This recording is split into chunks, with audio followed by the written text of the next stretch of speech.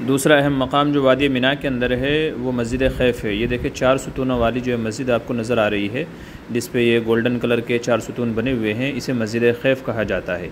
मस्जिद खैफ ये वो जगह है जहाँ पर हुज़ूर सल्लल्लाहु अलैहि वसल्लम ने नमाज़ अदा फरमाई, और हुज़ूर सल्लल्लाहु अलैहि वसल्लम ने इसका ताल्लुक़ से इरशाद फरमाया कि ये वो जगह है जहाँ 70 अम्बिया ने नमाज़ पढ़ी है, और बाज़ रिवायतों में आता है कि 75 अम्बिया ने यहाँ पर नमाज़ पढ़ी है। ये आलिशान मस्जिद है, और लास्ट टाइम जब इसको बनाया गया था, इसकी तज़ीन और आराइश की गई थी, तो इसके ऊपर टोटल जो ख़र्चा आया था वो 88 मिलियन, जी हाँ नाज़रीन, 88 मिलियन ख़र्च इसके ऊपर आया था, इस मस्जिद के ऊपर। इसमें जदीद निज़ाम किया गया है, ये हज के मौके पर खुलती है, यहाँ पर दुरूस भी होते हैं, यहाँ पर सबक वगैरह भी होते हैं, यहाँ पर हज वगैरह के फ़तवे भी हासिल किए जाते हैं, और यहाँ पर नमाज़ें भी अदा होती हैं। ये सिर्फ़ हज के मौसम में ही खुलती है हाजियों के लिए, और दीगर पूरे साल में ये बंद रहती है। तो ये आलिशान मस्जिद है, और मिना के अंदर जो काबिल लायक ज़ियारत की जगह हैं उन्हीं में से कि मस्जिद खैफ भी है। हम खुश नसीब हैं कि हमको यहाँ रह कर के ये देखने को मिल रहा है, वरना अमूमन टूर वालों को ऐसे देखने का मौका नहीं मिलता है। बहरहाल हम यहाँ खड़े हैं, मस्जिद खैफ की पूरी हिस्ट्री, पूरी तारीख़ है कि यहाँ पर हुज़ूर सल्लल्लाहु अलैहि वसल्लम ने नमाज़ अदा की हैं, और अंबिया इकराम अलैहिमुस्सलाम ने यहाँ पर नमाज़ अदा की हैं,